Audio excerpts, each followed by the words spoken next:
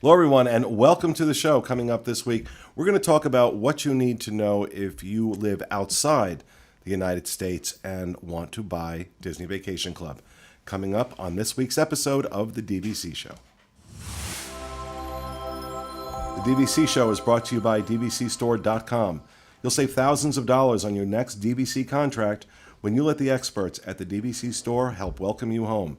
Visit them online at www.dvcstore.com or call them toll-free 1-800-550-6493. Hello, everyone, and welcome to the show, coming to you from the Bob Varley Studio in Orlando, Florida. I'm your host, Pete Werner, joined at the table this week by my good friend, Sean Falk. Hi. From the DVC Store, Jamie Carr. Hey, everybody. Also from the DVC Store, Mr. Jerry Saito. Hello. Joining us via Skype, as always, Mr. Pete Scheidley. Hello, everybody. And joining us, as always, from the Nook, associate producer, Mr. Corey Fiasconaro. Welcome home. A lot of creepy faces today. A lot of what? Creepy faces. I don't know what that means. And You're saying we all look creepy? No, my creepy faces. In the past few recordings, you already mentioned my creepy faces, so gave you a lot of them today. I forgot all about that. So welcome, folks. Welcome to the show. Hope you are having a good week. Well, this goes up on Monday, right? So I hope your week is off to a good start. Let me say that.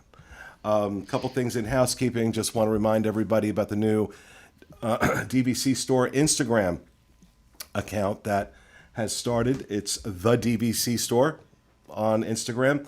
Our good friend Morgan has been doing some fun stuff with that, and excuse me, I got a little tickle in my throat. So go ahead and check that out over on Instagram. We are also looking for contributors to write articles for the DVC Store blog. We're paying $25 per article if we publish it. And you can find out more about that by sending an email to Sean, Sean.Falk, F-A-U-L-K, at DisneyInfo.com.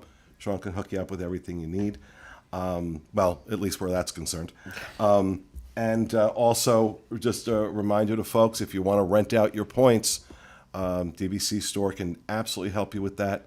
Just give them a call, 1-800-550-6493. So, this week's show, we're going to talk about foreign buyers, people outside the U.S. that are interested in buying Disney Vacation Club, and some of the things you need to know. We do get this question a lot. We see it a lot. Of course, big market for Disney Vacation Club, although I think it could be much bigger in the UK. But we're going to defer to the experts over here because I don't know the first thing to tell people about that.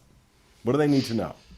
So the first thing is you can buy being a foreign seller, or buyer. So a lot of people will call us and say, am I allowed to purchase a Disney Vacation Club even though I live in the UK, Canada, wherever, anywhere? The and you scream, no, make America great again. No, I say yes, you can absolutely purchase. It's no problem at all.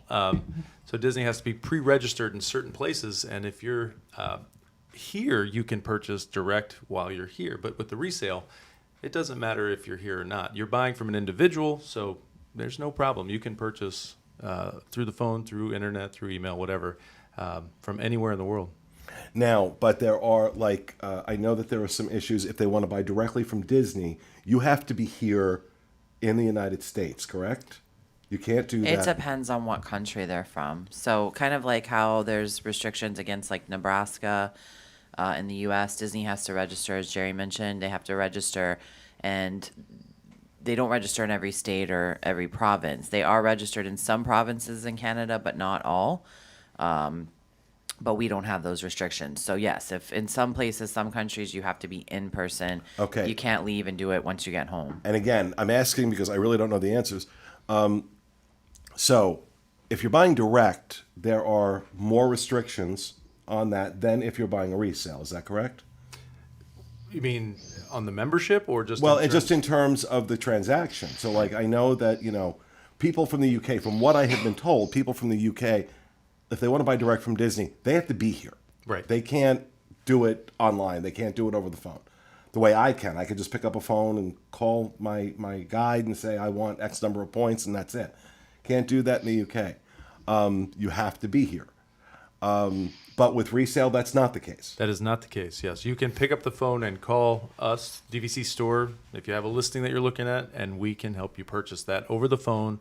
It can be done through an email, so you do not have to be in person to make that purchase. Now, let's talk about financing, because for a lot of people, not everybody's going to pay cash. They're going to finance it. Now, I do know Monera Financial, monerafinancial.com. We'll put a link in the show notes.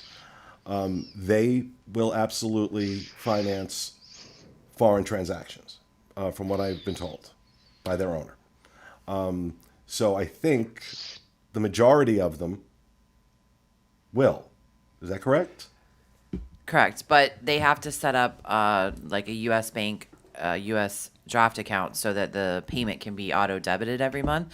So Monero will walk them through every stage of setting that up. But it's a little different in the sense that you have to set up this U.S. draft account so that they can debit you. They can't debit your UK checking account or your Canadian checking account. So you have to go through maybe one extra step with Monera, but it's very easy and they'll walk you So through it's simple everything. to do that? Very simple, very simple. I mean, again, I live here, so I guess it's not a challenge then It really isn't. Like, I think for setting up a checking account if you don't live in the setting it up with a U.S. bank. But I don't believe it's like setting up a checking account. It's just it's an account that can be drafted essentially for the payment every month. So it's not like you're having okay. to necessarily set up a checking account and keep excess funds. It's just I think the account pulls from their bank, so it's simple enough. But it's a transaction that goes through a U.S. bank. Correct. I see. Correct. So I don't think it's as much as setting up a whole account and going through that.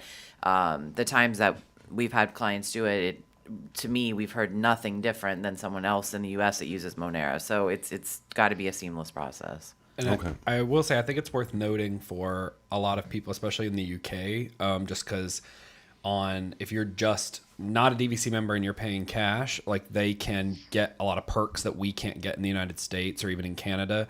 They can buy up to 14 days worth of park tickets. A lot of times they get free dining year round if they're booking through a UK travel agency. But a lot of times you have to see, is that worth it to you? It might be a much better option to do DVC and then just buy an annual pass, because that might be a lot better of an offer, especially if you're not somebody who necessarily needs the dining. It's always just something that's included. And a lot of people from there, they come and stay for a month, Right, instead that's- of such a small amount of time. Like, this is a perfect And setup for them. a lot of times, at least for my friends in the UK, I'll speak anecdotally. I've not done any research on this, but from my friends in the UK, they would rather stay on property for the 3 weeks that they're here. But oftentimes it's just too cost prohibitive, so they end up with a vacation home or staying off site. And that's one of the appeals, I think, of Disney Vacation Club, is that you can buy enough points that you're kind of financing that over, the long term, and you're able to, Well, I think the other appeal as well is the big points is free parking, because a lot of people who come from the UK, they rent a car and they have it the entire time. If you got to pay parking every single night on that, like, that's going to add up if you're here for a month or even 3 weeks or 2 weeks or whatever. And the other part is cooking meals. I mean, if you're going to get a 1-bedroom or to a lesser degree, even a deluxe studio, you can at least have a prep station. And that's why And a lot of people- microwave. right, yeah. That's why a lot of people have to rent a house instead, because those things add up. Even if they could afford the Disney part, like having to pay the extras to eat out every Yeah, meal, yeah. to pay parking every day, and this is just a really great solution. And I was to going to say problem. that to add to Sean before he mentioned it, on the Diz boards, there's a thread about being able to cook meals in your studio or being able to cook meals in your 1-bedroom and above. And most of the contributions are obviously people staying long time, for long amounts of time, are like UK or European people. So that right there eliminates, again, there's a need for people to be able to cook. That's why they rent the offsite, or at least prep some of the meals, not every one. Yeah, I saw the thread you're talking about on Disboards, and it is like deluxe studios, and people like bring their crock pots and stuff, and they're like, so like, and there's a whole page on there that's just like recipes that people like share, and they're like, oh, I get my groceries delivered, and that's, and then this is what I cook, and this is how we cook whenever we stay, because they stay a long time. Same with people coming from Australia and New Zealand. We have a pretty big following there as well, but comparatively for how far away it is. So it works out really well because they also come from compared to our following from Micronesia. Correct. Yeah. Yes, but compared to like other areas, You would like, be we have a pretty big surprised how many following. Australian DVC owners there Yeah. are. Yeah. We've sold 2 and sold 4. It is interesting trying to call them because you're like, okay, is it yesterday? What time is it Yeah. there? I better shoot them an email. Yeah. Now there are other considerations when it's a foreign seller. Correct. So let's talk about that a little bit. If you live outside the U.S. and you own DVC and decide to sell it, there are some considerations on that end. Correct. So basically there's a tax called a FIRPTA tax. It's a foreign real estate investment tax. So if you do sell a property within the United States, it's timeshare or home or whatever it is, there's a 15% withholding that the U.S. government charges that seller, and it's basically something that's held, but it can be reclaimed after closing, but you just have to use a FIRPTA specialist, an accountant basically, to help you recoup that money. But the government will withhold when you sell it, and then you just have to reclaim it. It usually takes 6 months to get the money back, but it can be refunded after closing. And these are this is why we tell people, if you're looking for when you're looking for a resale, if you happen to see, because you guys will mark Yeah. that this is a foreign seller, that's pretty much not a guarantee, but as close to a guarantee as you're going to get that it will pass right of first refusal, because Disney does not want to deal with the FIRPTA paperwork. Yeah. Because it's a little bit of a pain. So that's how I got my beloved Boulder Ridge at $89, 250 points at Boulder Ridge for $89 a point. I still get giddy when I think about that. To add to that, though, that was a foreign seller. if you see that notation and you're interested in that listing, just understand that at closing, you're going to have to provide your social security number. So in a typical transaction where you're a U.S. buyer and it's a U.S. seller, you do not provide your social security number as part of the closing. But if you're buying from someone that's an international seller, you have to on the final paperwork. It doesn't come to us. It goes to the title company. Title company sends it to the U.S. government. It doesn't go to the seller, but that's an added step. And the reason we added that notation was 100% so that people knew they have to give out their social security number as part of the closing. Some people think that's typical anyways, but it isn't.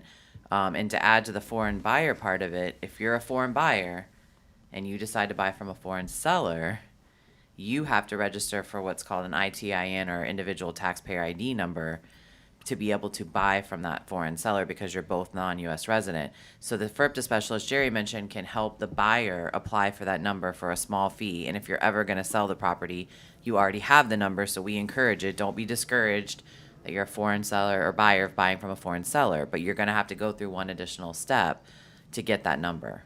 Okay. Yeah.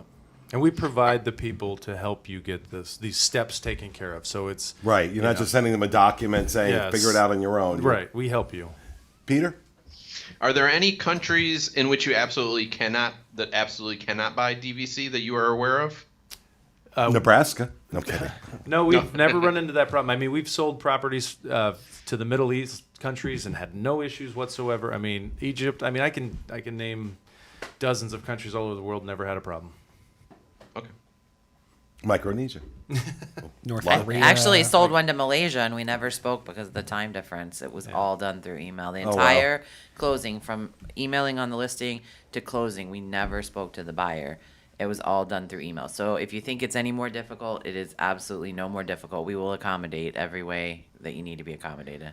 And you guys do have an agent that speaks Spanish as well, in case somebody out there knows somebody that's like, well, maybe they would, but like we'd have to translate and all that. Like, someone can do that. We do have a Spanish-speaking agent. Yep, that can help. Yeah. And that's good for sellers as well, because sometimes sellers don't know if they call, if they're going to be able to go through the process. of if they're predominantly Spanish speaking. So don't be put back by that either. What We can help. What happens if? Because I mean, I know with Monera, it's not. It's like a credit guaranteed kind of thing, but they can check your credit as well as everywhere else. Like if I live somewhere else, I don't have a U.S. Social Security number. Like how would they check my credit? Well, okay, so with Monera, they don't. I mean, now you can do a traditional credit check to qualify for a lower interest rate. So if you want to get the 9.9% interest from Monera, you have to go through a regular credit check. If you qualify for it, you'll get the 9.9.